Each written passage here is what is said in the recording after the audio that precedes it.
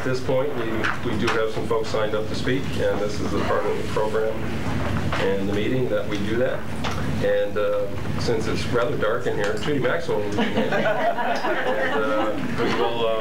there you go. Oh, thank you. Judy Maxwell will read the names anyway, even with illumination. Sonia Baylor. So I just have some questions about the merger that's on the agenda tonight, so I was hoping to pose those questions before you guys go to vote. Sure. So if I could read them, that would be great. So I'm wondering what efforts have been taken to understand the potential team composition for the coming year, where the merger, will the merger be position specific? What is the length of the potential agreements, and what is the financial support pending from those merging schools? And how will the practice schedule be impacted? So those are some questions that I have. Very good. Thank you. Paige Johnson. I was just wondering, like, when the schedule will be released for the upcoming season, and what the practice schedule will be, and how it will change based on the mergers, and how the Ithaca players will be affected. Everybody's question has been taken down to be answered. Danielle Roach will do that. Chris Milner. Hi. I'm here to support the athletic director's proposed merger. The reasons are such that I feel that if the merger does not take place, I'm not sure that there can be a varsity girls team this winter. And I'd like there to be. My daughter is one of the girls who would have the opportunity to play for the varsity team. Without the merger, it wouldn't even be possible. And so just wanted you to give that some consideration. Cindy Milner. I'm also with my daughter, also Chris's daughter, and I'm here also to support the merger for girls hockey. I think it will help to promote the health of the girls hockey team, and also allow us to have a good hockey program. And of course it would help my daughter, and I think it would help her with the transition to Ithaca High School coming from Montessori School. Thanks.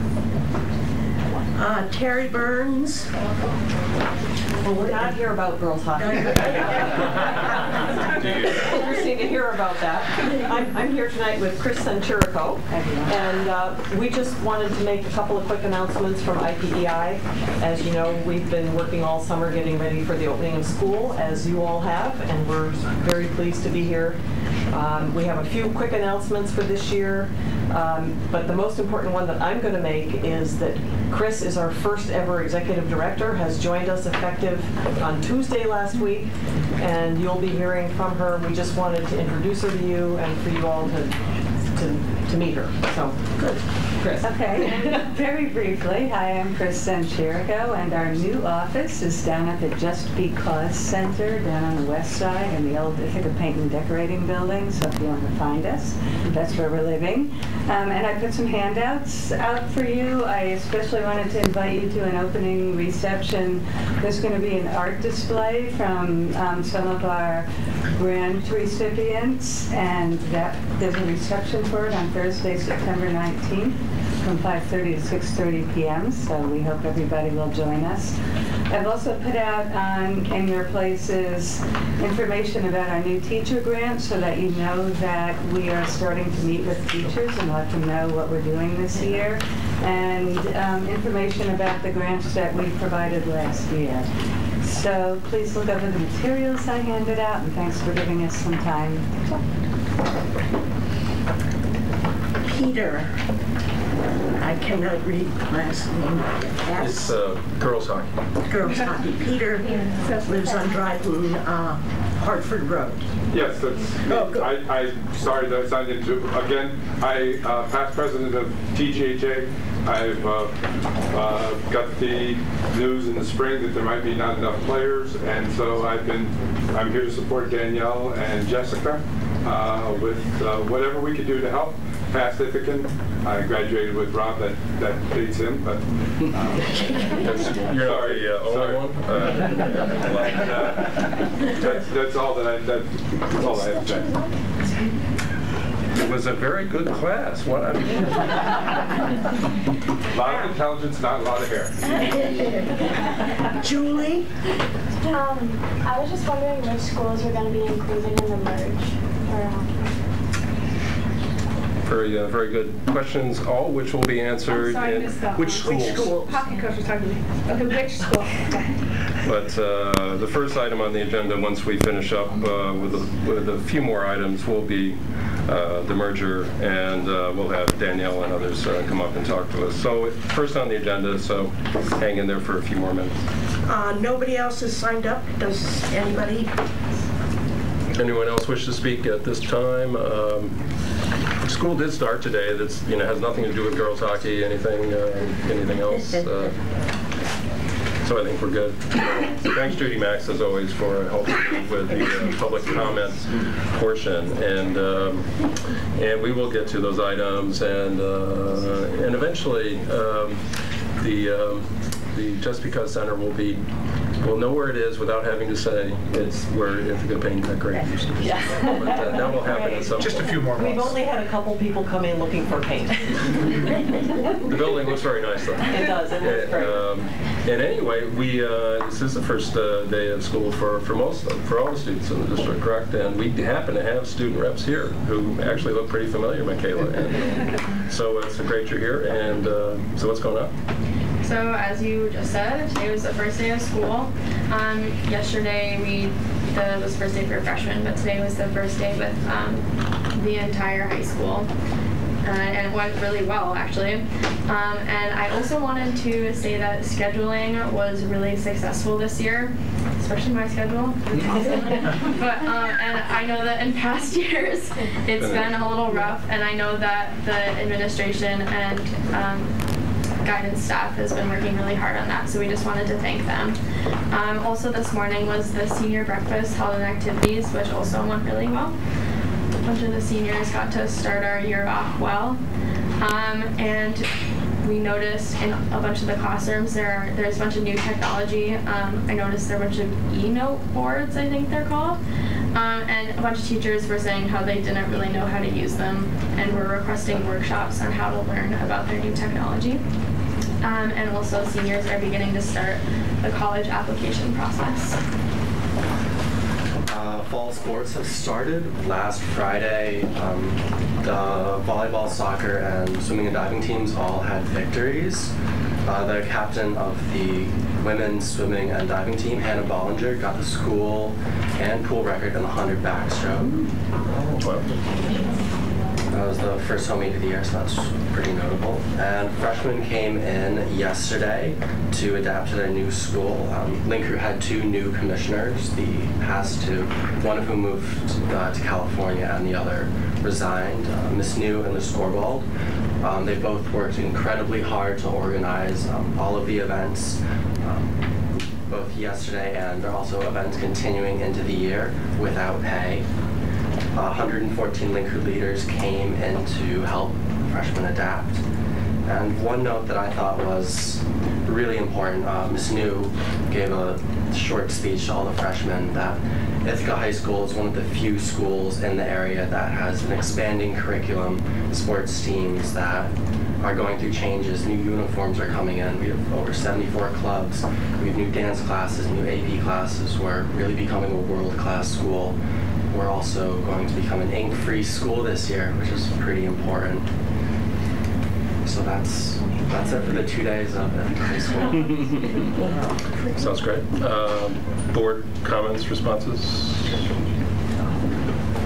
Brad, go ahead. I wanted to give a shout out to our food service. I read in the Albany Times Union 4 Albany districts, area school districts dropped the federal food service program because they'd had reductions of over 10% in the people using their food service. And here we've got food service program that's actually increasing, using it more and more creatively, more fresh foods, more whole grains, just being more creative about it. So I just wanted to give, Denise is sitting in the back and she'll never say anything, so I'll give her a shout out for that.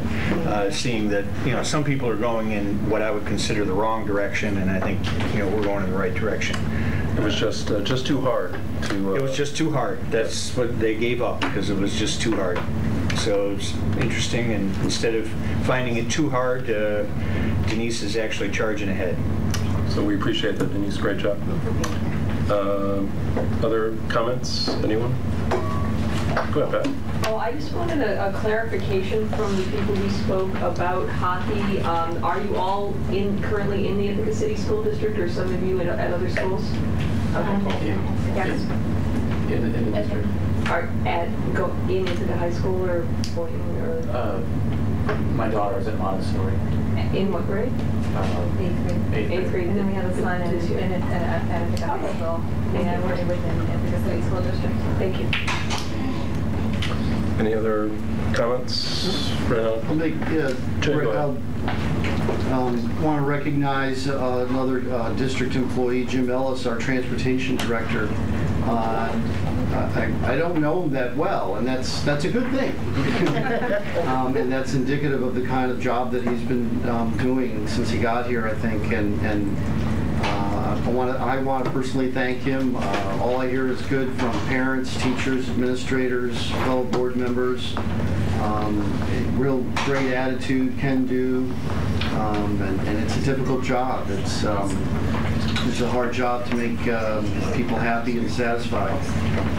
And over the last few years, he's done a great job. We're just beginning the school year, and all the challenges that presents to the transportation department. And I continue to hear good things, and that's wonderful. So thank you, Jim. Get on TV. Thank you, Jim. And Jay, you've heard we really do not get complaints. I mean, that's really, that says it all. And to Michaela's point, somewhat surprised that everything went so smoothly today. Well, that's really due to the efforts of not only the leadership at the high school, but Jim Ellis, Denise, really the whole teachers, staff, et cetera, really ready to go on day one. And the scheduling at the high school certainly has been dramatically overhauled over the last few years. So it's really matching up staff with what the students want to take, and it's worked out well. And Seth, go ahead.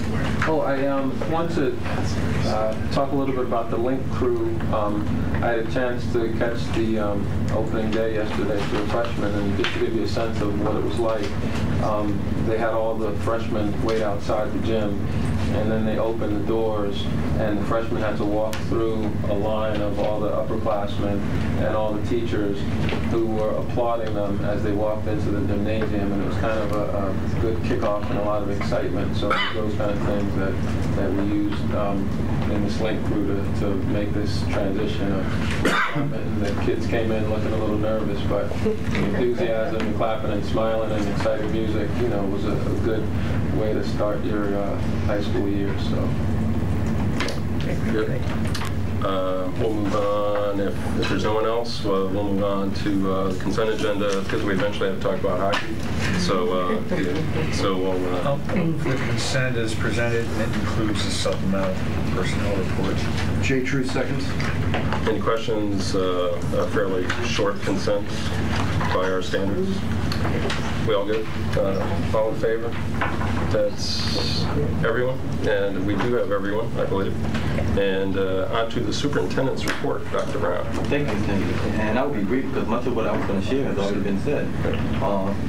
It's a good feeling to sit here as superintendent and see systems continuously improve. At an upcoming board meeting, I'm hoping that we can share what we put together, a system map, a map of the systems that are in place in our organization that are helping us achieve our mission and vision. And when I hear about transportation, food service, custodial services, those look great. They look great. They're shining. And the instructional improvements that are taking place, the technology infrastructures that are in place, the staff development that's going to be coming for those new technology devices that are in our classrooms. Right now, our systems are in place and they're continuously improving. So it's a good feeling to have that happen, and then to see it on the faces of our young people who are seeing things work. So from my perspective, and I would say also for staff, we had a great couple of days. We had a great summer, and we're hoping for many, many more weeks ahead of us going to run smoothly while we continue to improve. That's all I have. Yeah, much more later.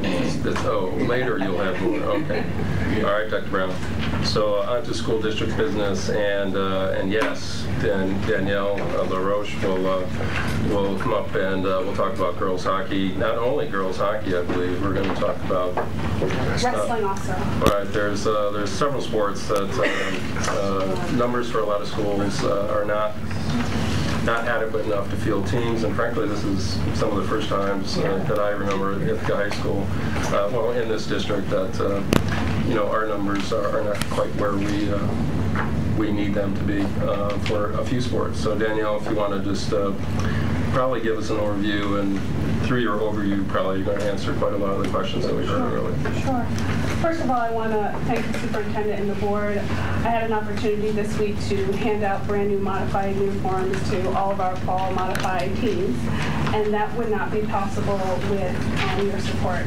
It was just so amazing to see the faces of our modified coaches to say to me, Danielle, I've been waiting for your uniforms for 15 to 20 years. So thank you so much. It warmed my heart to be able to do that, and it's because of your support that I'm able to do that. So thank you. I do want to talk about two different sports, not just girls ice hockey, but also wrestling. But we'll start with girls ice hockey, since there seems to be a lot of people interested in that topic.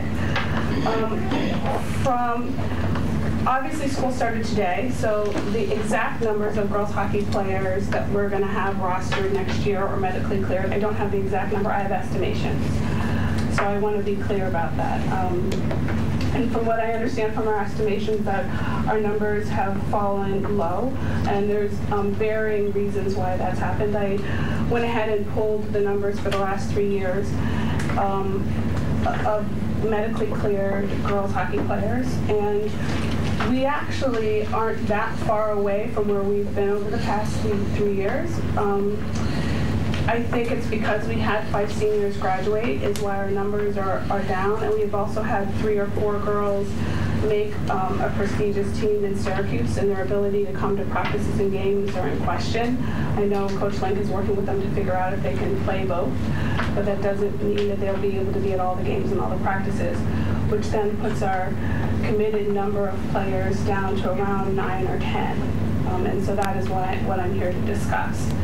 I know there was a question about the efforts to cultivate more people to be interested in girls hockey. I've talked to the head of the youth programs. I've talked to a couple of the modified parents. We haven't had a meeting in the school yet, because school started today, but we do have plans to have a general meeting and see the interest. But based on the communications the coach has had with some of the players, that's where, in looking at last year's roster and talking to the modified, that's where we've landed on the number of returning players returning and new players between 9 and 10. And that is not enough for a hockey team. And that's 9 or 10, not including the ones playing for Syracuse. That's exactly right, 9 or 10. So if they can dual roster, you'd be at 14. Absolutely, that's absolutely correct. If they can do a roster, which we're hoping they can, and be able to come to the majority of practices and games. I think if they do a roster that can only come to some, then that's going to be problematic in terms of having consistency and being able to compete. Some days if you're missing 3 girls, that will be really difficult. Hey, Danielle, how many people are on a hockey? Well, an ideal number, according to Coach Link, would be about 20. And how many are on the field? I mean, on the ice? 6. 6. Yeah. There's 5 skaters and a goalie. And there's usually 3 lines or 2 lines? 4 forward lines, 3 D pairs, 2 goalies. I don't even know what that means. The coach would like to get to about 3 lines. That would be ideal. 4 would be awesome. If you could get to 4 lines, that would be incredible. How many practices does the league require? Before they can compete, they have to practice as a team at least 10 times. And a player has to practice with the team at least 8 times to be able to be in the game. Okay. There was a question about changes in terms of practice, how a merger would affect practice. It would affect practice in one large way. Right now, the girls, or last year, the girls practiced in the morning 2 days a week, and then they practice in the afternoon 2 days a week. That would change. They would practice in the afternoon 4 days a week. They would practice at CAS 2 days a week, and then they'd be at Line of Ranks for 2 days a week. And the 5th day, sometimes they have games, sometimes they don't, so that's one that we would have to kind of figure out. But that would be, I think, a bigger change for the girls from Ithaca, is that they would no longer practice before school. There's pros and cons to that. I think practicing at Lina is huge and a great opportunity. So that's, I know there was questions about how that would affect practice, so that's how it would affect practice. It's the time of day. I mean, afternoon, yes, but what time in the afternoon? 5 o'clock. 5. Really a typical practice time. We're not getting pushed out to 8 or 9 o'clock. Right, no, you won't be at Line at 8 o'clock at night. No. Yeah. No, in the past, I mean, we've had, prior to building the gym, we had teams in the gym till late at night because we did not have right, we had 8 to 10 practice. Right. Yeah, right, exactly. Right. No, the times would be at 5 o'clock. Okay. I'm just going through the questions. No, please do. Okay. The schedule, we have a schedule. It hasn't been confirmed yet, a game schedule. That hasn't been confirmed yet. We have it. It probably in the next 2 weeks will be posted on our website in terms of the game schedule. Go ahead. Oh, and then there was a question about the merger. The merger is for 1 year. So every year, if we felt there was a need for a merger, I would come like I am right now and ask. So we're here because of numbers. So the merger is really only good for this school year. And we would reassess our numbers coming up and see who's coming up into the middle school so we can continue to build our roster numbers. And that's public high school rules anyway. All mergers have to be approved every year, correct? Yes. Any mergers right. Every year. That's it's not a question of if. It is. It's the state. Yeah. Sorry. Thank you. Thank you for clarifying. It's a state regulation. Also, the state regulation is that when you have a merger, it's not position specific. You open it up for other schools to advertise to their student body to come try out. Just because we merge with a school doesn't mean any of those students who try out from that school automatically make the team. So what we would do is if we merged with other school districts, those students would have an opportunity to come try out for our team, and our coach would make a decision of all of those merged or outside the school district student athletes who would make the team. So in terms of position specific, if coach decided she wanted 3 goalies, she would pick 3 goalies. If coach decided she wanted 10 forwards, she would pick 10 forwards. But we can't only merge for some positions and not others. That's also a state mandate. Would the Ithaca kids be automatic? Yes, they would automatically be on the team. Absolutely. Okay. They would compete for ice time and positions with everyone on the team, but they would automatically make the team. Okay. If I was on, go ahead, Sonny. Oh, I'm not a merger expert, but I'm trying to figure out, is there a bad thing about merging? It seems like we have low numbers and we add kids and our kids get to play, and what's bad about a merger?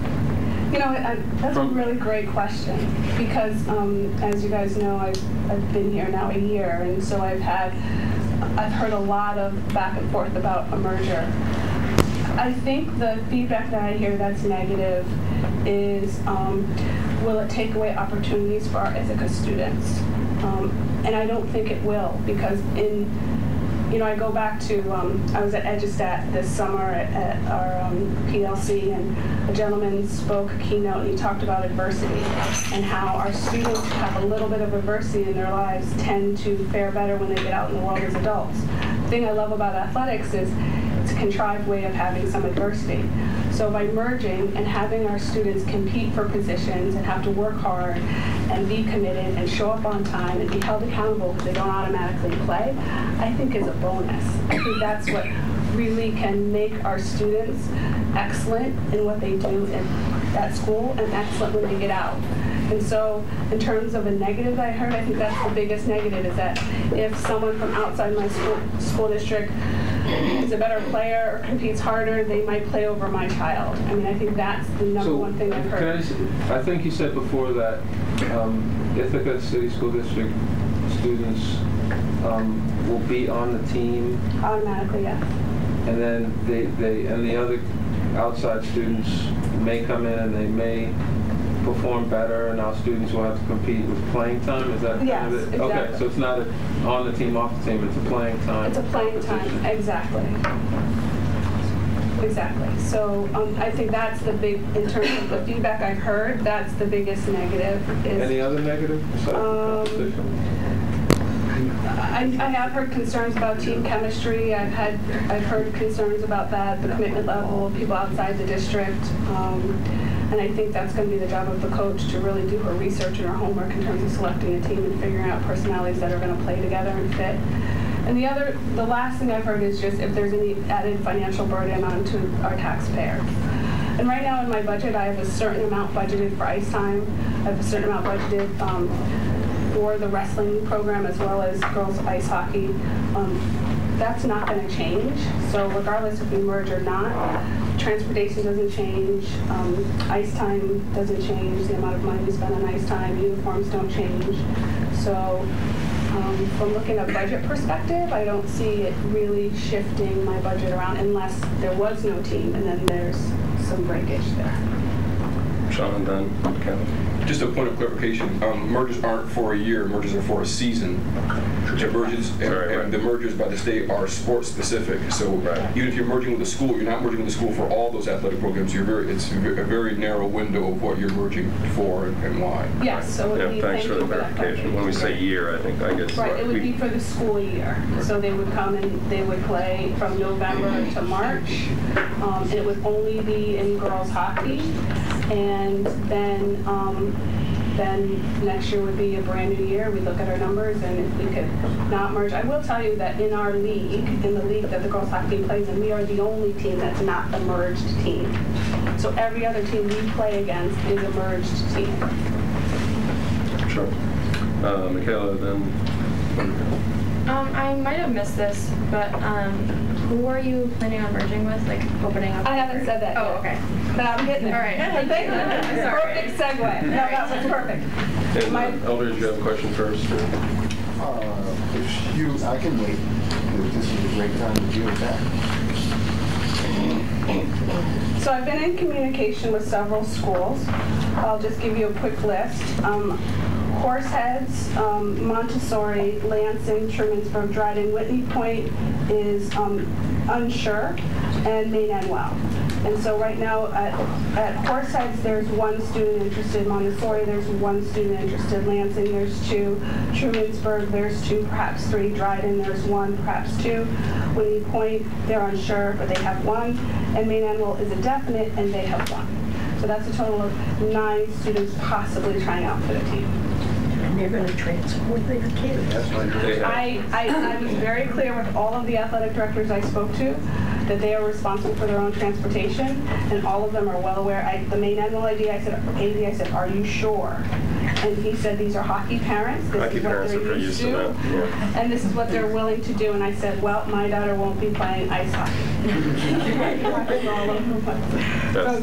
So I was very clear that transportation, they have to be at Line Rink, they have to be at Cass, they have to be here to meet the bus. They're going to have to be here when the bus gets here at midnight when they're coming back from Alex Bay to pick up their students from here and then drive the 50 miles to Maine and Well. They do right, to be clear, they will be traveling on our bus to the games wherever they travel as the team, but in order to get to the high school to leave when the bus leaves, that's their responsibility. Absolutely right. Right. That's my question about transportation. I guess one question I would have is why so many schools, and why are you going so far away, and what is that going to do to the practice time to our local kids? Are you looking to field enough kids from around here so that we have a viable team, or are you trying to build this mega team powerhouse? So I'm not trying to build a mega team house. I am trying to. Not that there's anything wrong with it. Not that there's anything wrong with that. No. Just kidding. Well, in section 4, that's the section we compete in. Section 4, there is no girls high school hockey team. We're the only one in the entire section. So one of the reasons why the list is lengthy and goes pretty far away is because it would be these young ladies' only opportunity to play high school hockey. So I felt that if we were going to open it up, we should open it up to as many people as Section 4 that are interested in playing. And from what I understand, and the hockey community is pretty tight, that a lot of these young ladies on this list already play youth hockey with some of our players. So that's where I've gotten some of the names is they already play with our players, and some of them already know each other, and so they've contacted and say, hey, I'd love to play high school hockey. So that's why this list is so lengthy. Not all of them, but some of them on this list have played with our young ladies in the club setting. So. Go ahead, Brett. 2 questions. I forwarded you the question as to how many teams can merge. Right. Because I thought New York State Public High School Athletic Association had a limit to the number that can merge. You know, one of the schools is a non-public school. I don't know if Montessori could get approved for it. I mean, just not because we wouldn't necessarily want them, but I'm not sure they get approved. So I checked with the state in Section 4, and if there is a need, we can merge with as many schools as possible. And Section 4 said there's no cap. In terms of Montessori, they have to pay their dues to the New York State Public School Association, and if they pay their dues, which they did for the fall, which is a couple $100, I believe, they would be considered public school. So as long as they do that part, we can merge with them, and there is no cap. So I did check that, and I know that I think it's St. Lawrence is a school that the hockey team plays against. I think they're a merge of 7 different school districts. They're all the little, lots of they're a bunch of the little schools. St. Lawrence County. Exactly. Right. So yeah, I did check that. And did you have another question for me? No, those are just the 2. I'm concerned about the insurance. We're insuring 9 kids that are not in our district. Are we going to get any money from these districts? That I have not. That is a question that I don't know. So I haven't said we're going to charge you because I don't know in terms of insurance how that works. So that is a piece that I need to sort out. Okay. I know that some districts, like for example, when I spoke to Dryden, they were really hesitant because just where they are with their sports programs, they can't afford to pay.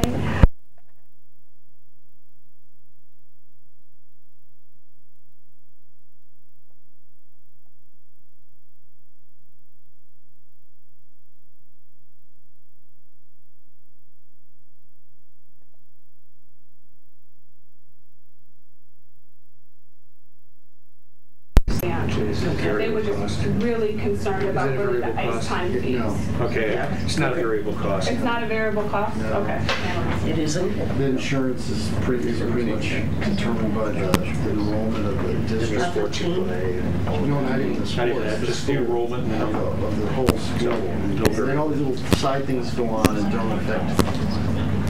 It's not a part of it. And just because I'm asking to merge with all these teams, I want to be clear. It doesn't mean that all these people are going to be on our team. Yes. So I just want to. I'm just trying to cast a wide net because if someone from Horseheads and someone from Lansing and someone from Trumansburg shows up and they can't skate, then we're not going to invite them to our team. So I'm also casting a wide net to make sure that we get quality players that know the sport, who played before, who want to play. And so it's not.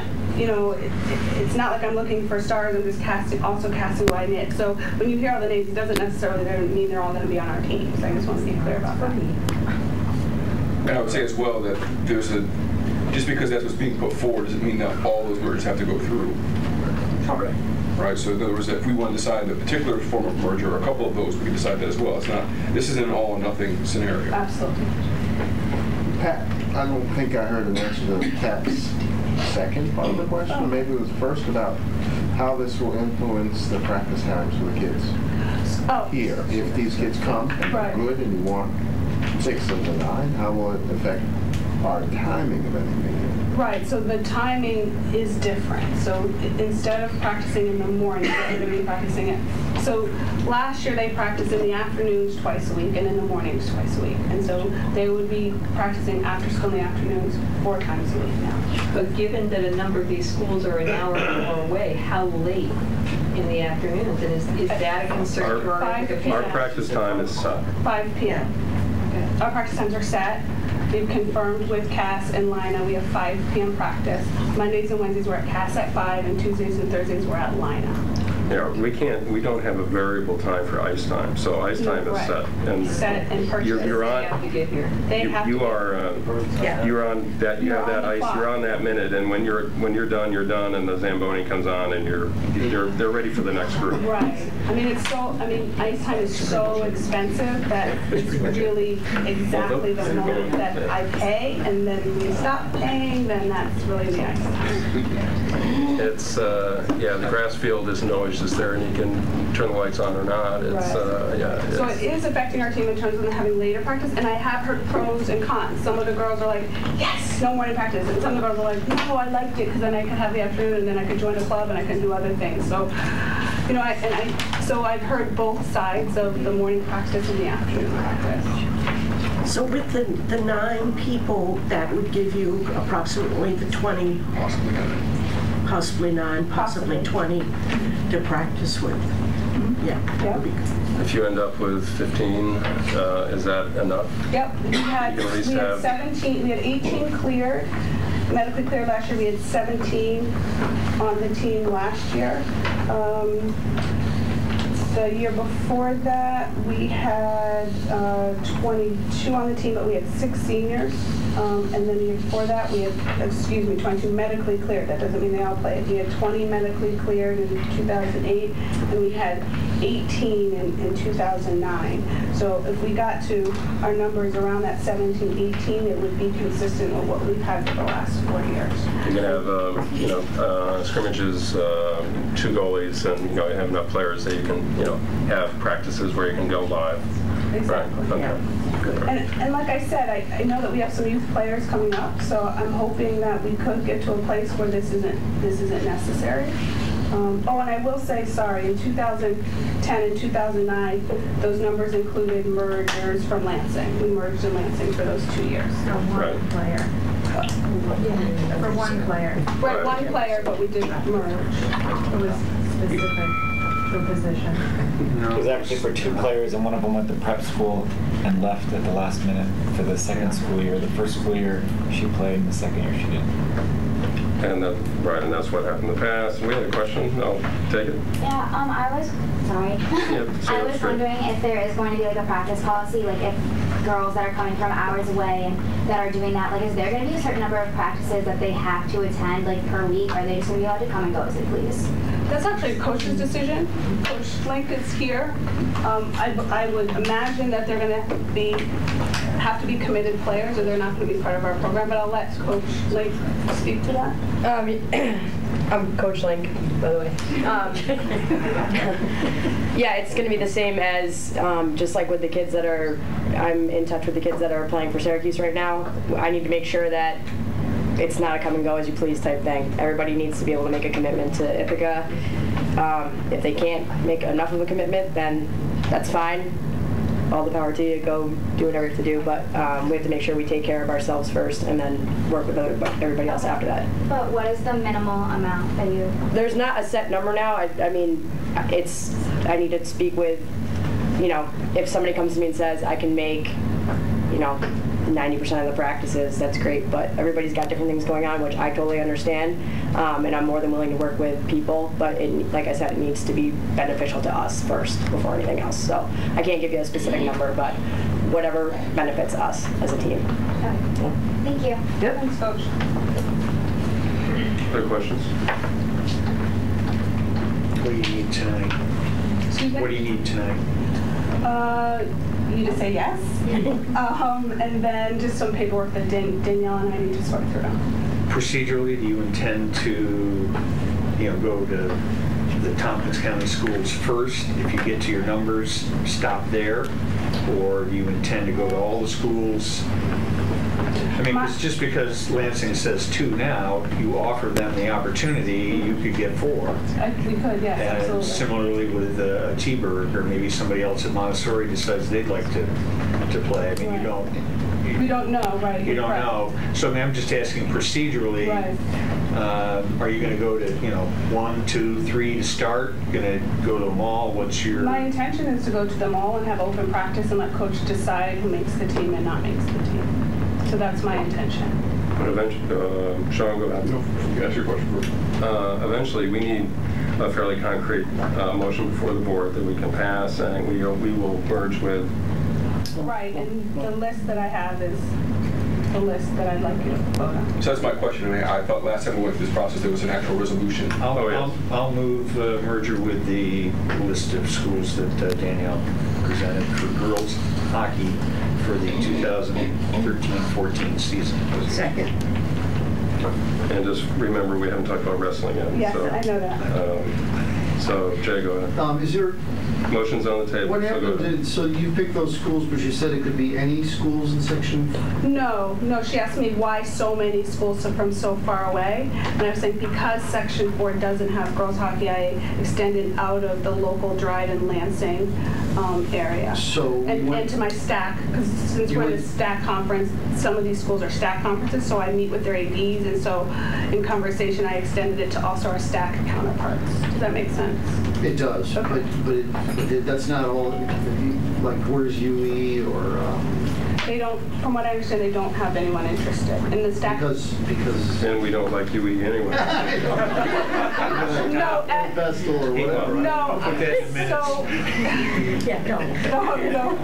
Discussion ensued. So That is in all it goes to. August, I went to our first AD staff meeting, and I, in terms of district business, when I discussed it, I said that and if anyone is interested to come contact me. So these are the folks that have kind of said we're interested. That's where this list kind of arrived from.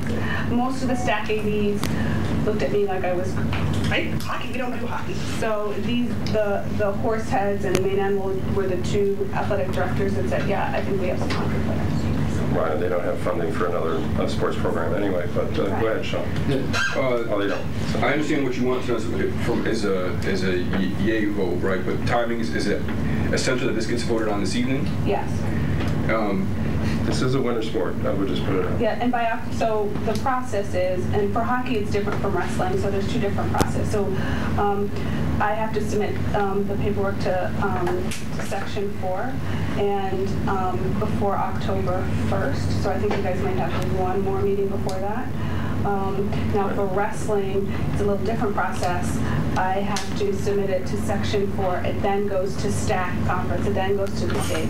But since STAC doesn't have girls ice hockey, I get to skip that. So there's a little bit more leeway with girls hockey, but I would like to prepare the coach and, have a meeting and figure out our numbers and really get things going instead of waiting until mid-September or October. Sure. More of my question was that, again, what I meant to say is not that Brad made a motion, but I thought this took a written resolution. So that's what I was looking for. A written resolution need to be on the agenda or something. Like the last time we did this, it was a resolution that was voted upon. So can you give me the list? That's not the agenda. I'm just making a point of information. Formalize it. Yeah. Can you give me a list of the names of the districts again? Sure. Horse heads. And the number of students. Lansing, Trumansburg, Dryden, Whitney Point is a question mark, Maine Anwell, and EAC Montessori. Montessori. Yes. Now Montessori, they have, although I want to clarify this, they only go up to 8th grade. So the student that's at Montessori will need to pass the selection classification testing as well as the Tanner test before she's able to try out for the team, which is what our other 7th and 8th graders do that are currently on our hockey team. Keep going, Sean. And just to Brad's point about this idea that there's a process in place, I think, and I don't know if it's the time to have this conversation now for this particular one, but it's something that I am curious about, right? That for me, the idea of merger seems like a great idea, particularly when we can't build a team. That's exactly what the idea of what was created for, to have that loophole to make sure that folks get the chance to participate. I'm much more inclined to want to merger with school districts within my county or that neighbor or share a border with ICSD than I am with folks that are a little bit further distance away. So I'm not, and not that, and I'm also realizing that what we're doing here is also setting precedent for other sports. Right, so right now we're talking about girls hockey, we're going to be talking about wrestling in a minute, but there's a chance for us to be talking about tennis or football or anything you name it at some point in time. So just as we proceed, I'm not sure if there is a process we want to think about, but that's just something that's in the back of my mind. That's why I asked the question if we were going to go to Tompkins County first. Right. See if Go ahead, Ben. I support this particular request because even I can understand that 9 or 10 kids is not enough to field a hockey team, and I want there to be a hockey team, and I understand there's a big drop from last year. But I still have some concerns about going so far afield. I have with mergers, I have concerns that these be announced in a timely enough and public enough manner that we get time for feedback from the parents and the students in this district for whom this district, the sports teams primarily serve kids in this district. And I am interested in seeing teams fielded, but I am not necessarily interested, if our numbers go back up, in seeing kids from Ithaca City School District benched because there's a powerhouse from an hour or two away who would like to play for a high school team. I don't think that's the purpose of a school district sports thing. And I may be the odd person out here, and that's fine with me. I've done it before, and I'll do it again.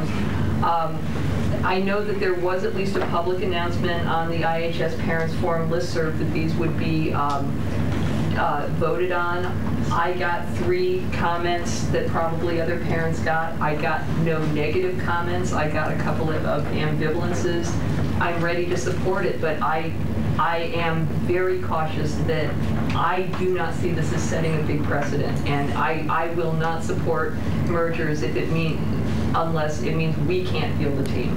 That's my feeling. I 100% agree with you. It's not my intention to have us merge unless it's absolutely necessary. I know I had some parents last year that approached Coach Link and I about merging last year, and I told them no, because we had enough young ladies to field a team. So that's why I didn't come last year. But as soon as I took over in July, right away I had at least 3 hockey parents approach me about merging, and we had the numbers at the time, and so I said no. And so my intention is to make sure that our students have every opportunity to compete.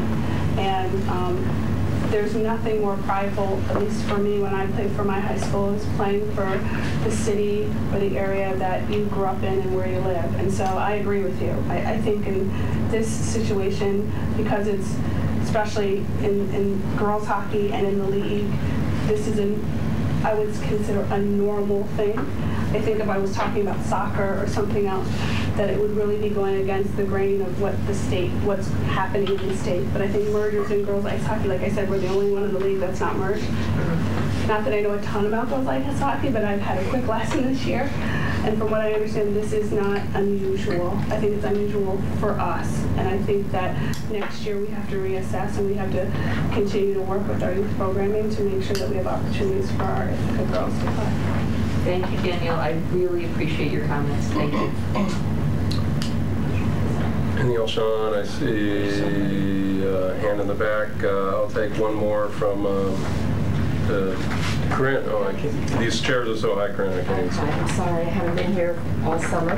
I actually haven't heard any comments, though, about so you were saying this is just for 1 year. But you've got players who then would be on the team, and what do you do with those players? You say to them, oh, sorry, not this year?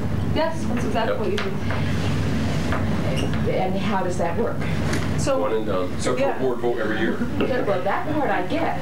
But what about the parents and those players? All of them who are, let's say, 8th graders or 9th graders who in Wayne or Maine and well, I mean, they can move to Ithaca. They can move to Ithaca or start a team there. No, and that's communication that I've had with all the athletic directors know mergers are for 1 year. They're well aware of that. Well, the athletic directors do, but what about players? No, I understand that, and so that's a conversation that we will make sure that we have with them. Once if this all happens, once we have a group of young ladies that have chosen to try out. That's going to be the communication from day one. But I know the athletic directors know, I know that's what I communicated to them when I spoke to them. But for the most part, everyone who is a merged student understands that it's for 1 year. And yet it sounds harsh, and I know it is harsh. It can be harsh. But our interest is making sure that our school district and our students have priority. And so they can come for 1 year and have the best time of their lives and win a state championship, and next year they won't play.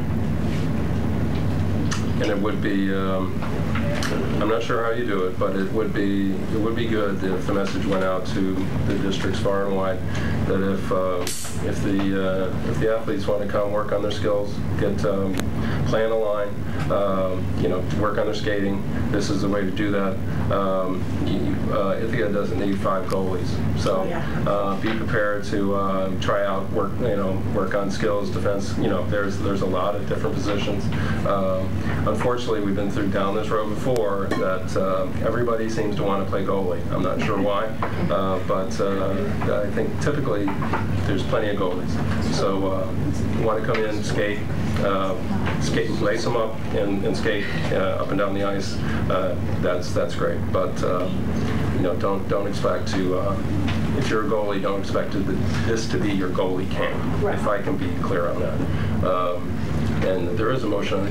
Coach Z, you want to? My name is Paul Zarek. I coached the team for 12 years, the girls hockey team. And I just want to say that Ithaca was one of the original teams in the state. And there's a lot of people that put a lot of time and effort, a lot of parents, a lot of kids over the years. And this is out of a need of necessity. And I would hate to see the team fold or struggle and get embarrassed in games because they only have 10 or 11 girls, or they fill the roster with 10 girls that can't even ice skate just so they can fill the team and travel all over upstate New York to get embarrassed in games. I know some of the girls that are still left behind, they work their tails off, and they deserve to have an opportunity to field a team that's competitive. So if it's 1 year only, because I know the youth programs go like this, and TJHA right now is doing this for the high school age, and then there's going to be a group that comes back up. And instead of seeing the team fold, because you know, and I know, once it goes, it's never coming back. It's going to be hard to get back. So let these girls play, who have been playing, a lot of them since 7th and 8th grade, play out the rest of their years and have the chance to represent Ithaca High School in a competitive nature. So that's what I just wanted to say that. Thanks, Coach. Anything else? Sean, are we good on the resolution? Basically, I guess we have it verbally. I would echo what Sean typically was written, and we had a pretty good idea what we were voting on. I think we've hashed it out quite a bit. We always love spending lots of time on hockey, Dr. Brown. It's all good. There is a fall sports season going on right now, which we'd like to hear about as well. If there's no other comments, the resolution has been stated. Motion moved, seconded. All in favor?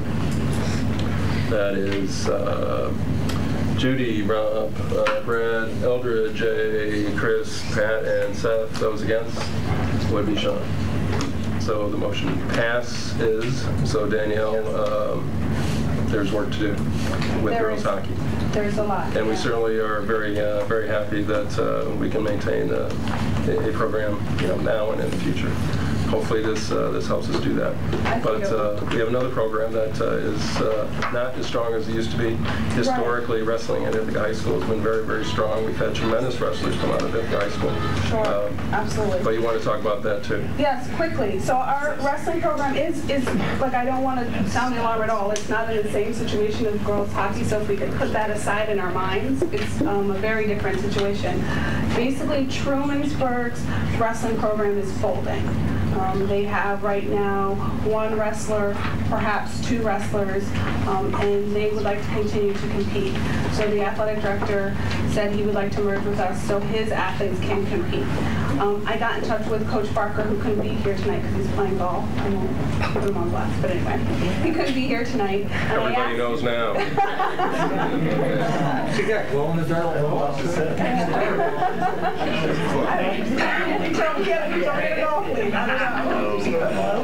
So I we're really happy you throw him under the bus like that. He's never going to come to a meeting. When I got this request from Trumansburg, I immediately met with the coach and to find out what his interest was in merging with Trumansburg, and he indicated to me that his numbers have fallen, and I've again pulled a medical approval list for the last 3 years, and indeed his numbers have dropped. And I talked to him about what that is, and he says it's a national state trend. Wrestling is just, students aren't wrestling as much as they used to. I think part of the Olympic flip-flop of not having them and now having them is an indication where wrestling is nationally and worldwide. So adding 1 to 2 players from Trumansburg, he felt would enhance his program and would help with competition, and Ithaca is such a strong program in this area that the students that would be coming from Trumansburg would probably not be on the stronger end of the team. He felt like they would be more just to enhance numbers, to enhance practice, and they necessarily wouldn't be pushing anyone out of weight classes. He did indicate to me that he does end up forfeiting quite a bit of weight classes because there's 15 weight classes, and if you only have 20 varsity wrestlers, that makes it very difficult to fill all the weight classes. So traditionally, he's been forfeiting the what's considered the heavyweights. And sometimes he has to forfeit the lightweights, which start at 103. And as you can imagine, finding a 103 wrestler in high school can be difficult at the junior senior level. He lost, I think, 4 dual meets by 4 points last year, 4 or 5 points, which could have been if he didn't forfeit. So he felt adding a student or 2 from Trumansburg, although he didn't feel like it would make the team any stronger, he felt like it would make his program stronger. Perfect. Anything else? It's just Trumansburg? It's just Trumansburg, and I talked to, and it's a seat. No, it's not. I don't have a list for that one. It's just Trumansburg. From what I understand from speaking with a student today from Trumansburg, he's a senior captain, and he just wants to wrestle his senior year. Sure. And he said there might be one other younger wrestler, but he was unsure about that. And Judy Maxwell, of course, is wondering if the next Kyle Derrick was, wanting to come out of Lansing, but I don't think. I don't know if that's no. gonna happen. Again, I'm not going to go to any questions, so I'm going to need a resolution. I'll move the athletic merger with the Trumansburg Central School District for boys wrestling for the 2013-14 season. Second by Eldred. Now, Jay, you had a question, discussion?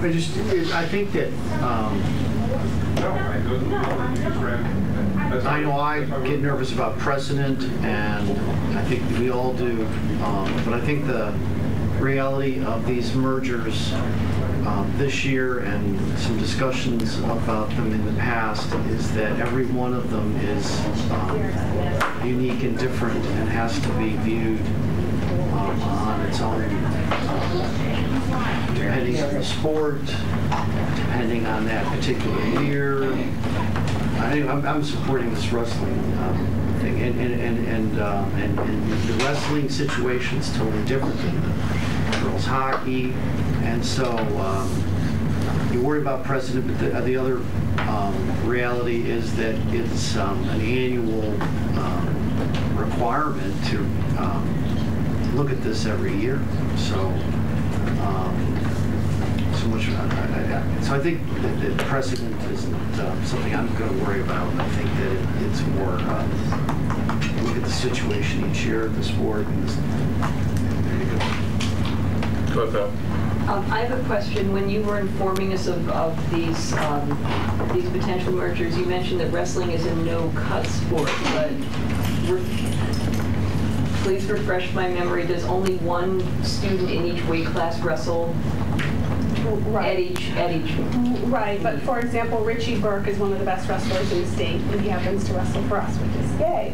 So what happens when students come in their Richie Burke's weight class is they know that they probably aren't going to beat Richie Burke. So if they dropped 2 pounds or gained 2 pounds, they then can wrestle a little higher or they can wrestle a little lower. So, and there's rules about how much weight you can add or cut. And so it's not like a student can come in and say, I'm going to lose 15 pounds and wrestle 103. There's only there's a certain amount of pounds and weight classes that they can move. So if that's anyone's concern, that's the state rule. So that's what the students tend to do. If they come in and there's some powerhouse at their weight of what they weigh now, then they might get in the weight room, lift a little bit, gain a little bit more weight, and then wrestle a different weight class. So yes, that's true. They only wrestle one wrestler at a weight class, but the students can move up and down weight classes to a certain degree. And we have not always been able to fill all of our weight classes. Right. We haven't, I think, in the last 3 years ago, they changed it to 15 weight classes. So as soon as the state went to 15 weight classes, I don't think we've ever been able to, but the past season, last season. That's a lot of classes. It's a lot. It's a lot. And this past last year, we had more forfeits than we've ever had in the last couple of years. We went to 15 weight classes. I'd like to say that I appreciate Jay's comment because I drew myself a line in the sand saying I would only support a merger under a certain condition, and now you sent me a merger that has a different condition, and yet I cannot bring myself to break the heart of a senior wrestler from Trumansburg. It is a little known fact that I was a wrestling scorekeeper in high school. It's not that little known now, Well, being the wrestling coach, he's golf and I was a scorekeeper. So you know the rules. I know the rules from 30 years ago, 30 plus years ago.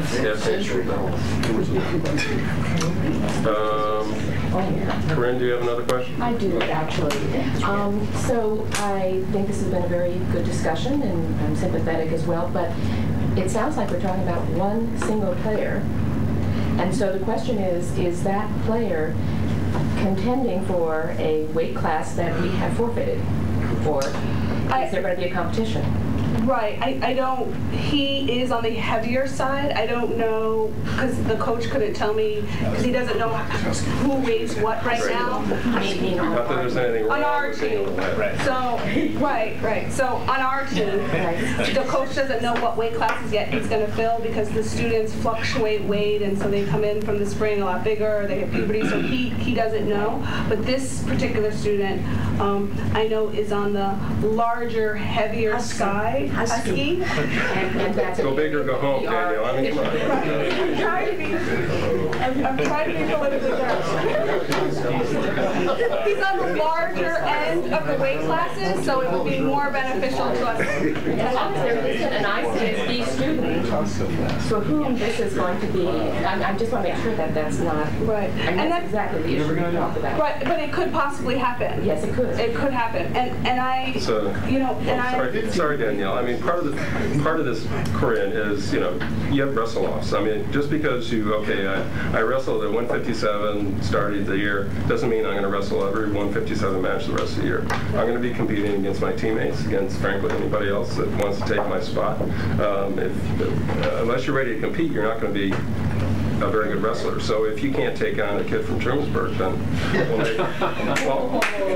then maybe you're going to be, maybe you should go up weight or down weight. I mean, and part of the reason I think for the 15 different weight classes now, they don't want kids, well, Danielle, again, correct me, they don't want kids fluctuating dramatically to cut weight from 157 down to 149. It's, okay, let's have a weight class in between. Again, looking at the health of growing young bodies, right? So anyway, so I hesitate to spend the whole evening on these items, but It is awfully interesting, Dr. Brown. But there is a place in wrestling for guys that are 190s and heavyweights. And so those are weight classes, even if they may be big bone. Can we call them big bone? All right. So it's just. And this young man is towards that end. It's not a bad thing to tell somebody that they're a big guy. Okay. I mean, I'm feeling that there's an undercurrent of size. So I think we want to move on. So are there any other questions? All right, let's go. It's been moved, seconded, all in favor? Okay, wrestling's got everybody. That's everyone. Thanks, Danielle. Always a pleasure. Sorry to take up so much time. No, it's good stuff. So, anyway, Dr. Brown. Yeah, I'm a bit hesitant to send my friends into the fray right now. Start at school, Dr. Brown. We're all psyched up. Yeah, I will invite some friends to the table. As tonight we're going to continue our discussion about performance indicators. Tonight specifically we're going to talk about elementary performance indicators, and some questions arose at a previous meeting about how our local assessments compare to state assessments. What did state assessments really tell us? What are our local assessments telling us? What are the correlations or lack of correlation between the two?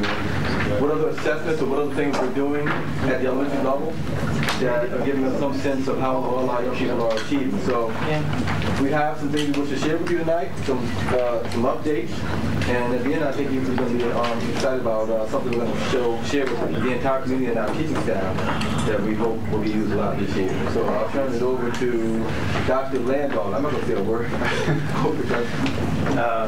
I hesitate to start this way, but first I'll talk about the team. Pat, you, I think, gave a good descriptor that I'm going to use. This is a mega super powerhouse team. That's what we're going to talk about. I've been holding that for about a half an hour. But we're excited to talk to you about this tonight. Betty Coyle, she is in this new position, master educator, partly with instructional coaching, and then also the other part of her position is working with elementary professional development and curriculum. And Lynn Vanderwoord is here tonight to present as well. Lynn has a new position with the district, the evaluation officer, and that title is not just focused on teacher evaluation. In fact, that is probably a relatively small part of her position. She'll be doing a lot of work making data useful and relevant for principals and teachers in all of our buildings, and she's already off to a great start with that. We also have Dan Bryman and Samantha Little here for the elementary team as well, and I just need to also throw out there that Dan was a wrestler on Ithaca High School team that he attended. Yeah, I was. 155, but I was a lot skinnier. I was 155. And oddly enough, later in our presentation we have one more wrestling connection that was completely unplanned, but I'm gonna keep you all sort of at the edge of your seat waiting to see when that occurs. So tonight we're going to try to do three things. The first thing we are going to do is to take a look at the assessments that we use at the elementary level to give us a strong sense of where our students are in regards to performance in English language arts. The second thing we're going to do is to look at some of the results from some of those assessments. We're not going to overwhelm you with 30 slides of bar graphs, but we're going to take a look at some key grades and some key indicators just in terms of how our students are doing. And then the last part that we'll talk about is how we're using the Teaching and Learning Portal to starting right now. We just really got it ready just the past couple days, or leading up to the past couple days, but it just came together the last couple days for teachers to use in terms of real-time relevant data that they can use on the kids that they have that came into their classrooms on Monday. So back in April, the school board set a target, a performance indicator for the elementary level that to have all students reading above or at grade level by the end of 3rd grade. We all know there's a lot of different research that says 3rd grade is really that key grade. If we can get kids as close to that or above that benchmark as possible, it really has an enormous impact on their future in school. So we are going to look at some different aspects of where we are in regards to that. So what you will see is a list of all our ELA assessments that we use in the elementary schools. They assess various aspects of reading and writing throughout K through 5. Tonight we're really going to focus on the top 3, the ELA exam, our local ICSD performance assessment, and the Fontes and Pinnell benchmark assessment. We're going to start with the New York State ELA exam. The first thing you're going to see here is a more traditional question, and this is the students read a paragraph and then they answer a good old-fashioned multiple choice question, and which one of these summarizes. My favorite. Yeah. Oh, yeah. So they're reading and deciding which one summarizes the passage best, and at the bottom you'll see the Common Core standard that question relates to. The next screen you'll see is another question, and I'll read it to you, but the students read a passage, which is a real text out of a real book, and then they have to answer this question in writing, and it's explain why the young fireflies complain about the older fireflies, use 2 details from the passage to support your answer. So that's the work that they have to do. So on the next screen you'll see 2 students' answers. The first students responded, they said they complained because the older fireflies always tell them what to do. Like, according to the story, they told them to sleep during the day, not night. Also because they don't wait for them and no one misses them when they are gone. The second student responded, they complained because the older fireflies didn't miss them.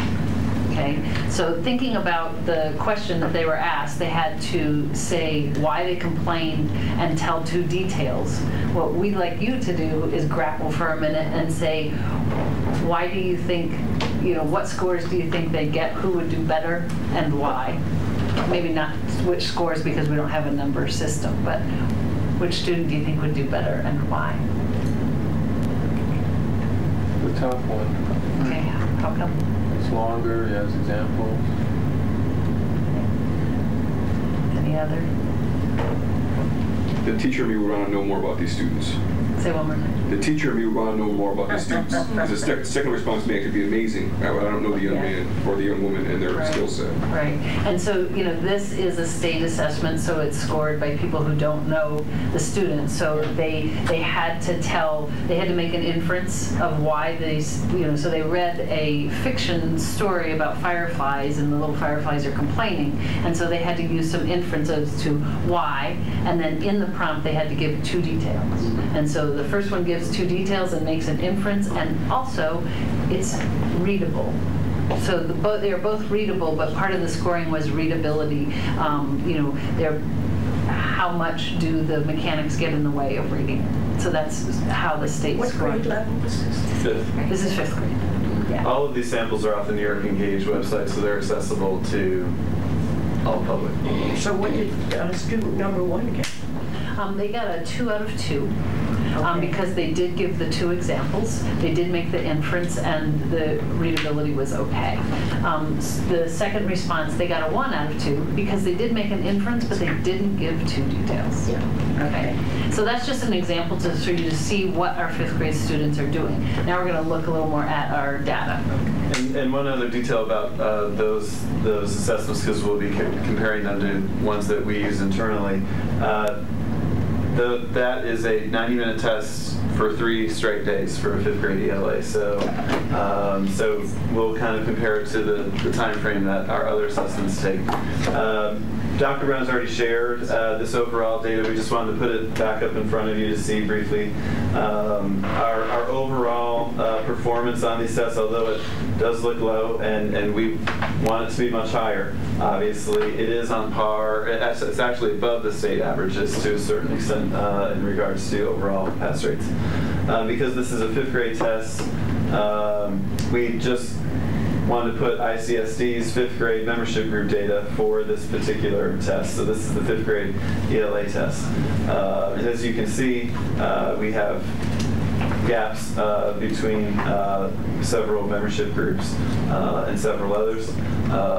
And again, we're going to have kind of a more detail of what we're doing about our various results at the end of our presentation. But these represent gaps that are existing across New York State and have been in existence here in Ithaca, but obviously we want to do a lot to improve that, and we'll get into more detail about how we'll do that later. So we had one of our presenters this summer, John Antonetti. He gave a keynote at EduSat, and he also came back for a couple days and did a 2-day workshop on professional learning communities that we had teachers from pre-K through 12 from every single building and administrators from every single building in attendance. And he got us thinking in a different way of looking at PLCs, where it's not just looking at test results, but it's also looking at, reflecting on what students are doing, experimenting, designing lessons, and then coming back to the table to see how those changes we've made, how they're affecting our students. One of the things that he said, and he said this just off the cuff, so it's not something that he necessarily had in writing, but we started a conversation about rigor, and he just threw out a couple points, and I'll just hit a couple of them. He said the first thing to think about rigor is it's something where you just can't go get the answer. And in today's technological world, that's a really important thing to keep in mind. And one of the other things he wants us thinking about in terms of rigor is when you see the assignment, you must stop and say, wait a second, what do I need to do here to accomplish this assignment? And so the reason why we put that there is the next assessment we're going to be talking about is our own performance assessment. We've talked about this in the past. We've talked early last year about how we're implementing it, and so we wanted to give you a sense of what this assessment is and look at some of the results. Okay, so in thinking about our performance assessments, I think it's really exciting that this is a measure that we use that was developed locally by teachers here in Ithaca. So it's a local common assessment that we built. And it really came out of kind of the charge from Dr. Brown to build assessments that really assess critical thinking. What are students thinking about, and making it a rigorous task. So in our performance assessments at each grade level, students are given kind of authentic writing task around an interesting and engaging topic. So for example, at the 4th grade, students are asked to do some research around ownership of exotic animals as pets. And then they're asked to write an essay in which they take a stance on whether or not people should be able to have exotic animals as pets. One of the big instructional shifts in the Common Core standards is that students at all grade levels should really be doing research and writing from sources, right? And being able to synthesize across multiple sources to inform their thinking. And so our performance assessments do just that. They ask students to use 3 diverse texts. So one is a video, a visual text. One is an independent read, and this is at the 4th grade, they read an article out of a Scholastic magazine. And the 3rd text is a read aloud. So it's at a little bit higher lexile level, but since it is read to the students, it still fits within the comprehension band. So really, and you have the text in front of you there. You have the independent read is the one about the tiger. Should a tiger be a pet? And the other is the read aloud.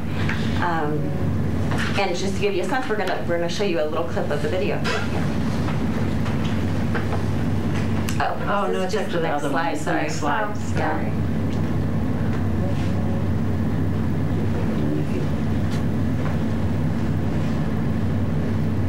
This is just a little sugar glider. He's not going to hurt you. Okay, what constitutes an exotic animal/pet? Really, according to our laws, they're the animals that are not domesticated, that really should only exist out in the wild. In the animal world, even a gerbil or a... Tell me to start the video. Yeah, hit it again. There we go. What is that? Sugar glider. They're very emotionally needy. Are they really? Yeah.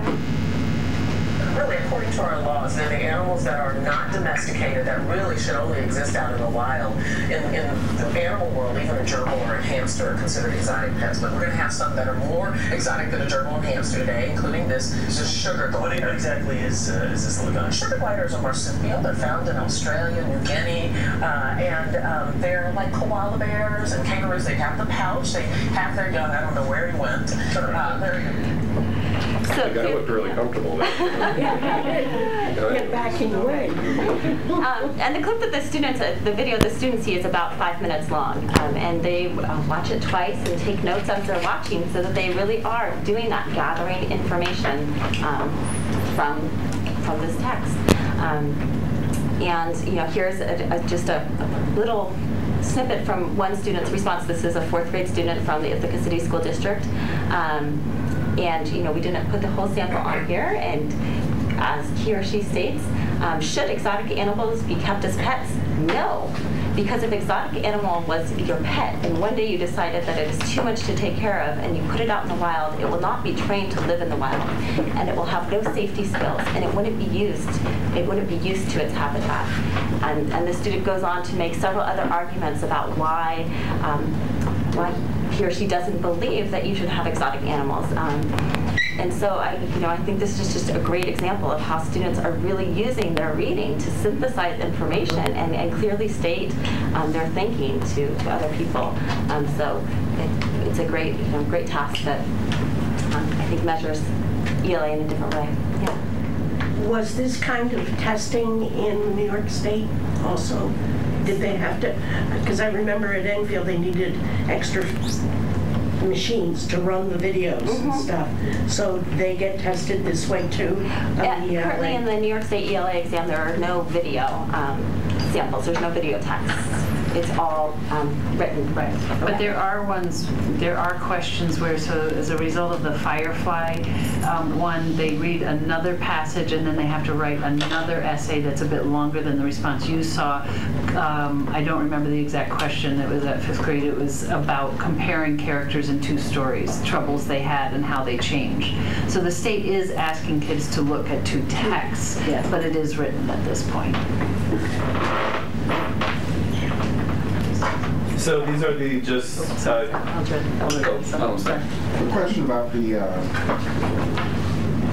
in the previous slide, you were talking about the capacity for the young person to write, actually execute the writing. Is there any conversation about how that will become less relevant as we move forward into our new society? I think that's electronic everything. Yeah, that's a question that teachers ask all the time. So from teaching penmanship to cursive to keyboarding skills. And what is that balance? And when do we teach kids that? We're also finding that we have a shifting population coming in. Many kids are very facile with the keyboard when they come in. So I don't have an answer, but it is something that is on teachers' minds at all point. The balance of that, and how much time is spent on letter formation as opposed as a way to learn the letters, as opposed to penmanship and the time spent on that. So it is on teachers' minds and on our minds of how we balance those skills. Just a glance at overall proficiency rates for this performance task. They're obviously, just at a quick glance, they're a lot higher than the state proficiency results that we showed for 3rd, 4th, and 5th. You do see a decline with 3rd, 4th, and 5th. Our quick analysis of that, in grades 3, 4, and 5, we asked students to really put an opinion out there and really support their opinion. And so we upped the rigor with that in 3rd, 4th, and 5th. And so some of our students struggled more with that. Another reason why the proficiency rates might be higher though than our state exam is I talked about our state exam being 90-minute test 3 days in a row. This is also spread out over a couple of days, but it's not as intensive and experience as the state test. I think the state would argue that their exams for 3rd, 4th, and 5th and beyond are an assessment of students' career and college readiness. We're not saying the state tests are bad and these are perfect. I think the point we're trying to make with this is we do look at multiple sources of data when we're looking at student performance. The state test is just one part of what we look at with students. Yeah. Having taught, how many kids do you know in 3rd grade that can sit there for 90 minutes? You know, and think, write, and read? More. I mean, Sean can't, so. I resemble that remark. You know. So just, yeah, it's the new normal. This is what the kids are expected to do. Yeah. This is the data from since we showed you a 4th grade prompt, we broke down the 4th grade results for our performance task, and this is what we have. So obviously there are still some gaps in performance, but the overall level of performance is higher than the state exam. So the third assessment that we want to focus on is the Fontes and Pinnell benchmark assessment. It is a reading assessment. It was our first year giving this assessment K through 5 last year, so we have good baseline data. This reading assessment asks students to think within the text, to think about the text, and to think beyond the text. Do you want to cue up? So while we get a video up, the student reads a portion of the text aloud, and then then with the teacher, and then they finish that on their own. So the story or the book that we are going to show you a little bit of a conversation about is actually called A Weighty Decision, and it is about a young man who is trying to make weight for the wrestling meet. And so this, we did not plan this. We did not know this. And then he has a discussion. He has a discussion with his friend about if what he's doing is healthy. What we are finding with this assessment is the strongest part of this assessment is the comprehension conversation that students have with teachers after they read. And you're just going to see a brief snippet of a student having a conversation, just part of the conversation about this book. And so you will, hear the two talking, and it's a little bit higher level book, but you'll see the depth of this conversation. And this is a training video, not our. Right. So this is from Fontes and Pinnell. So.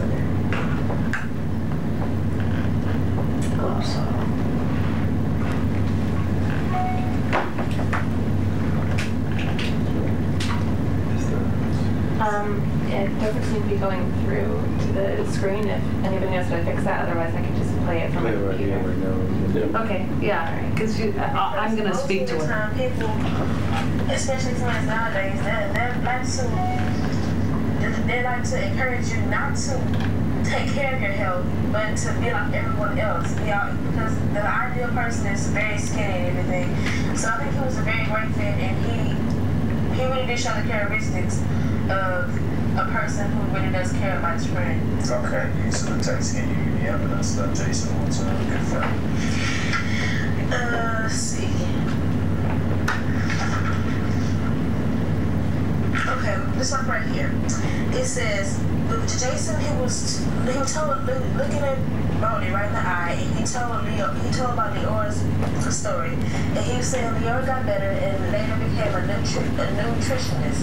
So he's studies all the medical journals. So what the teacher asked him, the second question was, so the first question was, do you think he was a good friend? Because his friend told him that he probably should do this in a more healthy way. And then the teacher asked, using the text, can you support your answer? And that is the kind of question that we're asking students. We're asking them to make some inferences, to give some opinions, but then to back those opinions up with the text. text. And this really is an example of how this assessment is speaking to the Common Core shifts, specifically the shift of where students are engaging in rich evidence-based conversations based in text. And so this assessment that we're using with our students is really meeting the Common Core shifts where we're asking kids to really think about the text, not just give some recall answers. So it's an exciting assessment that we're getting a lot of in-depth results about how students are thinking about text. How long does it take a classroom teacher to test every kid like that? Yeah. So each conversation, reading and then conversation takes about 15 to 20 minutes.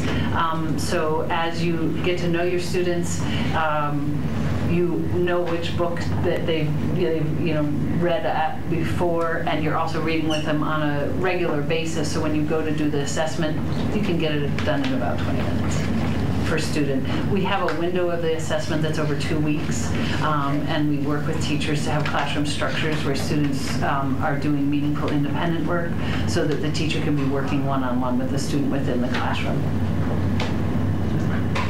That's only the teacher. That's only the teacher. There's no other. No, there also we have we really are working with schools and principals and teachers so that specialists are working within the classrooms or co-teaching. So if there are other teachers that are working within the classroom, a special ed teacher, a reading teacher, all the teachers involved with the students in the classroom can be a part of it. So it's not necessarily one teacher doing all 20 to 23 students. It is the teaching team working together, and all those teachers have been trained to use this assessment. That's a really good point. The teacher's not alone in that. Well, I'm assuming like there are levels of expertise amongst kids. There's a reason why there are teachers and other people in the classroom. So we're going to have to pay special attention to make sure that those talents are balanced as well. Yes. Go ahead, Judy. Oh, Jay. Jay, go. So, correct me if I'm wrong, but this evaluation, does it involve any, it doesn't seem to involve any writing. No, it doesn't. We have another writing assessment and the performance-based assessment as writing. And so the student is evaluated by the teacher based upon their responses. Yes. And so this is an evaluation of their reading comprehension. Yes. And to some extent, I don't know, their verbal skills, their ability to communicate. Yes. Is that? Mm-hmm. Yeah, so we're looking at, how well do you respond to these questions, and then what is the content of those. We also look at, so the first part of the assessment, the student does read a portion of the text out loud, and we're looking at their actual ability to read words, and we're looking at their fluency and their self-correction rate. At the higher levels, there's much more fluency, and so there's less time spent on that and more time on the comprehension conversation. But at all levels, we do all those pieces. It would seem that there could be real differences in how you might evaluate a child, because like in the demonstration there, they said show us where in the text is there. Well, someone would go, right, it's there. Right. But another child might go, well, I found in the third paragraph, the second sentence. I mean, the beauty of this assessment goes to what Sean said earlier when you said, I'd like to know more about the student when I look at that answer. This allows teachers to just get one-to-one with the student to really analyze those answers and not just have a bubble sheet kind of thing. The teacher has some prompts they can use, so if a student does just say right here, they say, tell me more about that. Why do you think that? Yeah, and I think we have had a reading assessment in the district for about the past 6 to 8 years. But we made the shift to the thought system now really because of this comprehension conversation, and that it truly is a conversation between the student and the teacher, so that you can get a really comprehensive picture of what the student is thinking about the book. And that was something lacking in our previous experience, in our previous assessment. What do they end up, what's the, is there a grade, what comes out at the end from that conversation? So the conversation itself is scored on a rubric just for the comprehension component, but then all the fluency, the accuracy, the comprehension is put together to get to a reading level. right? So it's a reading level on a text gradient from level A to Z. And so that level is what we use to determine whether or not a student is reading at or above or below benchmark. And the components of that assessment help a teacher diagnose where they need to work next with that student. You know, do we need to work on inference? Do we need to work on fluency? Do we need to work on summarizing?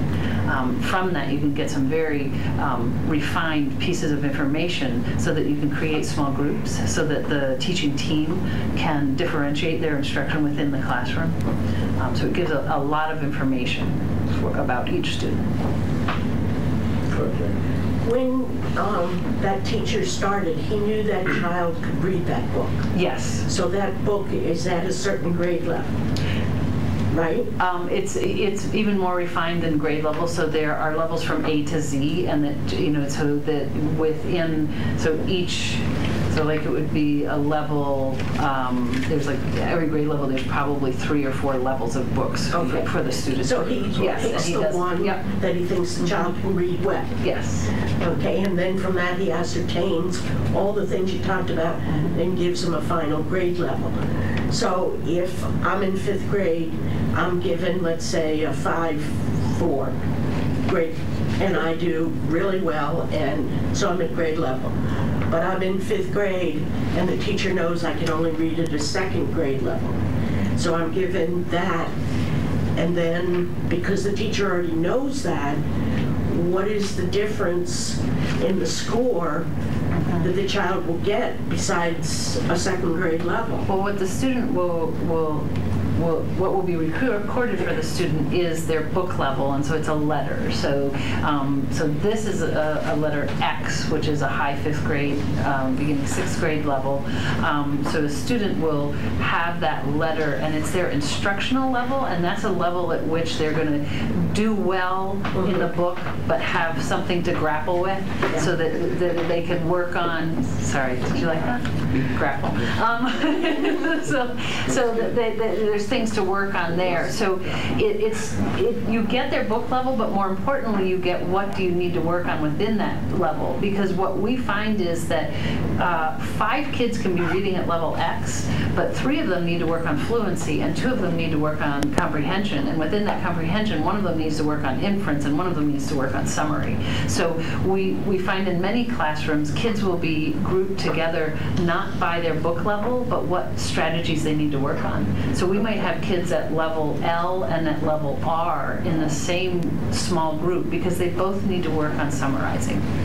Or, you know, all 4 of them need to work on summarizing. And this allows us to not just group by the book, but by group by the student need. A lot of bookkeeping. Yeah, they have a great system, which is one of the reasons we chose this. It's very clear. It's fairly easy to find that out. And Lynn will show us later that we now have on the Teaching and Learning portal the way to really look at that data. Okay, so good. Question, Sean? Yeah, I'm wondering how, in hearing those kind of things, some of the things that we're doing in terms of trying to build literacy, how you may see, for example, the game-based learning or Imagine Learning helping to support or not support this, right? I'm just curious how that may play into some of the test results we're seeing and the skills that we're trying to get at for young folks. We, just briefly about where we are with that, we made a big push with our IT department this summer. And we have computers, laptops, and different kinds of machines in every single classroom at all the elementary schools, which means we're ahead of schedule with Imagine Learning on it. Right now we have 3 per class. We will be, some of the schools haven't gone through training yet, but Bell Sherman and BGM had been doing it last year. Enfield started doing it at the very end of the year. So our remaining schools will take the next month and get up to speed with that. I've always seen it as a very powerful vocabulary development tool. Vocabulary is something that I struggled teaching as a teacher, and I've seen teachers over now a few decades struggle teaching it. And Imagine Learning does it in a way that in an engaging way that I've never quite seen before. And to see kids that focused on it, they have other aspects that are powerful as well. So we see that as part of our overall strategy to raise student achievement. Imagine Learning is a big part of it. We'll see it in every school. Possibly not every single student.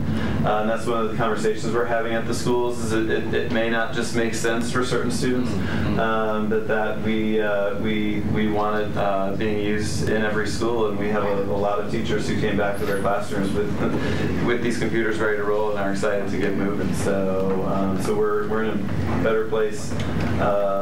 We're in a better place than we were a few months ago with that.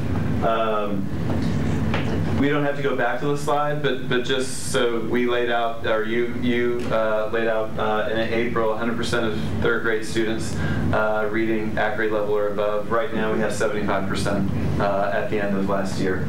So we have that last quarter to go. And it's going to take things like Imagine Learning and some other things that we'll talk about in a minute. But one of the things we wanted to make clear with all of this data tonight is this is our first go-around with all of these assessments. So this team and others did a phenomenal job getting teachers trained and ready to do these last year. Teachers did a great job implementing them. But we have some great baseline data now with the performance assessment, with the state assessments, with this Fountas to Pinnell grade level work. We have some great baseline data, and now all this data is at our fingertips too. So just in terms of a quick hitting on action steps, a lot of these in detail, so we don't need to go into all of it. But our grade level release days, we're really going to be taking third grade teachers across the district, for instance. We'll really be looking at the data. We'll be talking strategies. Liddy last meeting talked about the elementary curriculum work. We really feel like a unified sense of what each grade level is teaching that will be built over years, but that will further this work.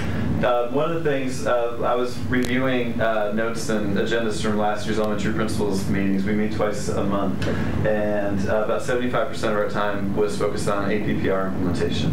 And so I think the number one thing I heard from each and every elementary principal this summer was we need to change that, and I wholeheartedly agree.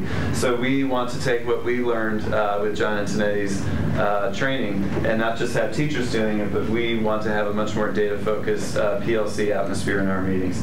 And so we'll be starting by looking at some of the data that we shared tonight. And our first meeting is next week. Increased PLC time, as you know, we increased teacher PLC time to 90 minutes on Wednesdays, and we feel that will give teachers more time to really work with the data. Imagine Learning we talked about, we have instructional coaches in 4 of our buildings, and they've I've heard anecdotally that many of them already have a long list of people who want to work with them, which is a great problem for us to have. And then the last piece that we are very excited about, we're very excited about all of these, but real-time access to assessment data. This is something that it's been a journey for us to get there. And Lynn, in her new role, she just started, feels like just a few weeks ago, has put some things in place that will show you just an overview.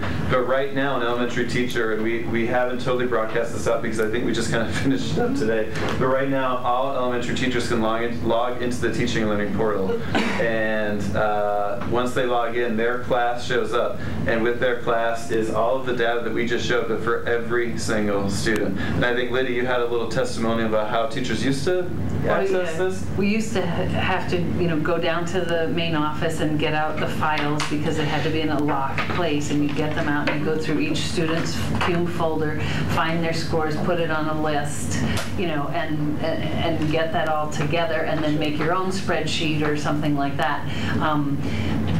Lynn has really worked with a team and has made this really revolutionize this for teachers, and it's very exciting. Right, and so the data team has been very involved with this too. It's not just me, but elementary teachers that are watching, go log in to the Teaching and Learning portal, and it's your ICSD credentials, and if you just go forward one slide or two, like Lydia was saying, you will see your class up there with their Fountas and Pinnell scores or their scores on the state tests. And data is only useful if it's available, and then the next step is really so how are we looking at this data to change what's happening for students the next day, changing what they're doing in the classroom to really change the performance levels that we see in our district. So this is just a step in that direction. It's a a really big step. It's huge. This is very exciting. And at the administrative level, Lynn has put together, and the data team put together some reports for administrators where we can now, I know this is said as a cliche a lot, but at just a few clicks see where any of our students are in any of our grade levels in any of our elementary schools. And I know the next step is getting some of the secondary data in, but this is huge. And can I ask you, does the use of this information by teachers happen naturally just because it's so good and useful, or do we have to push in terms of training and, you know, what to do with this? I mean, or is it like, oh, we don't have to really encourage people because it's such a valuable tool that they'll naturally gravitate towards using it without much?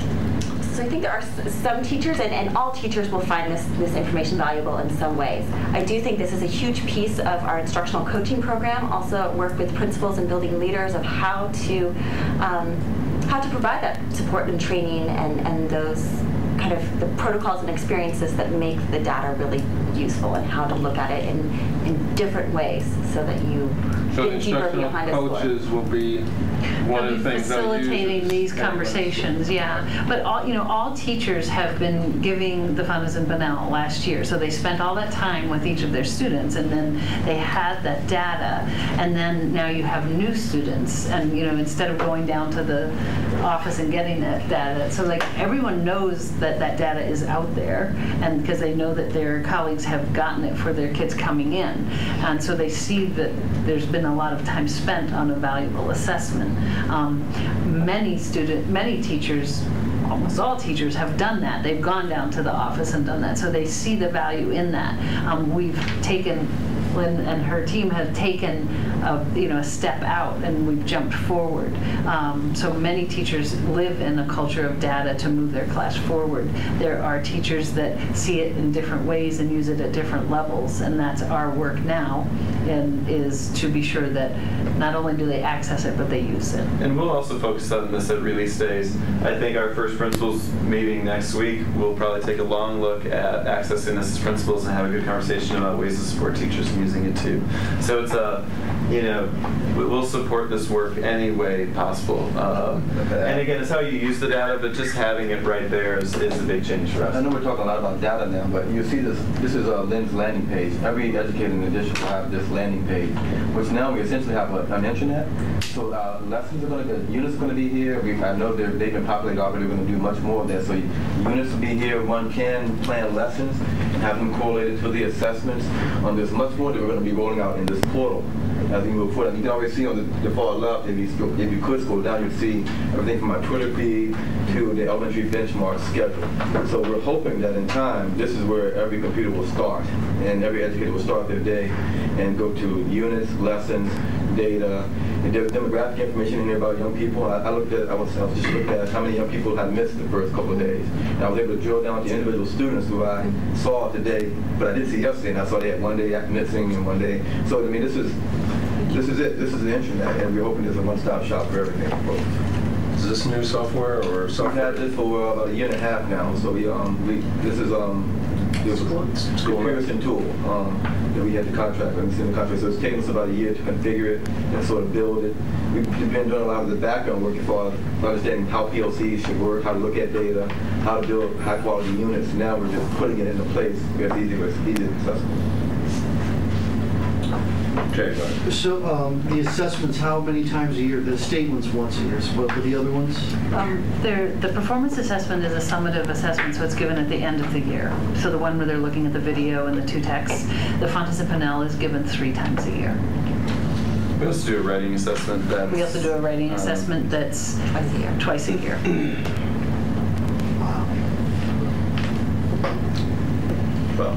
Wow, but back in the day, I mean, teachers sat with students, and you would read to the teacher, right? I mean that was used to do that, right, Judy? I mean, like when I was in school, right? Yeah. Okay. So it's not a huge change from no, the normal teaching practices that you would expect in elementary school, right? Yeah. Okay. There'll be benchmark assessments in elementary school soon.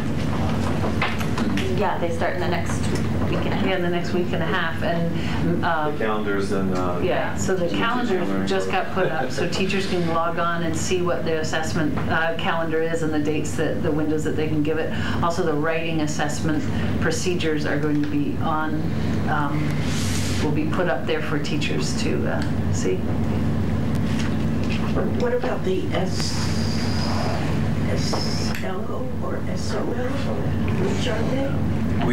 At the elementary level, for the SLOs are part of the teacher evaluation. It's 20% of a teacher's overall evaluation. We at the elementary level decided, since we had these already existing assessments, we use them for our SLOs. Okay. So we did not create extra assessments to evaluate our folks. We used the writing assessment.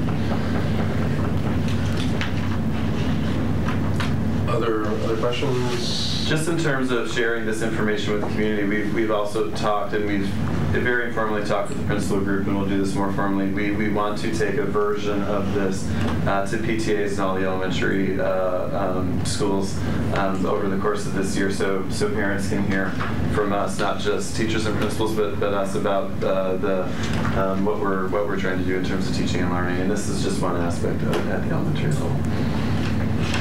That's great. Anything else from the group? It's just very good wrestling. No, it's I mean, it's tremendous. We go for years trying to have deal with stale data. Really, in some instances, a year-old data when we're trying to look at okay, where are we? As a district, where are we? Dr. Brown, superintendent, where are we? And now we're down to that daily data. So, congratulations on getting us that far. Anything else, Dr. Brown, on this subject?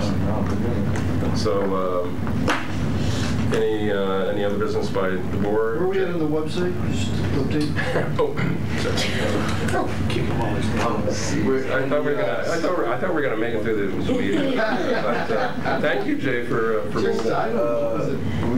We're migrating content over now, and we're adding content to the site as we speak. So we're hoping in the next few weeks that we're able to do the launch, an official launch. But as we're learning, there's a lot of content that needs to be uploaded and migrated over from our old site and new stuff that folks are asking for. So that's where we are. The tool is ready. It's been configured. We have it ready to roll. It's just about getting the information up there that's going to be carrying it through for it. We're going to ask folks to be patient a little bit longer. We're pretty much aware that if you go to the website for Boynton or an elementary school, that they may not indeed be the principal who is there now.